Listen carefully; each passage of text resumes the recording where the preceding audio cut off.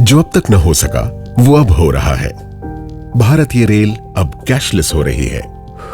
Payment के लिए railway ने इतने सारे ऑप्शंस दे दिए हैं। Life is sorted.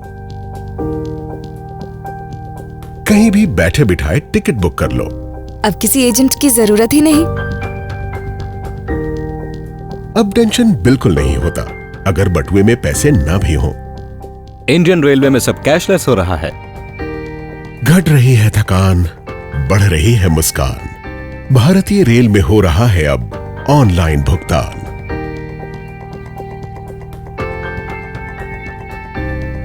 माल ढुलाई में लेन देन 99% और यात्री सेवा से जुड़े भुगतान 70% ऑनलाइन हुए। भारतीय रेल ग्राहकों की सेवा में मुस्कान के साथ।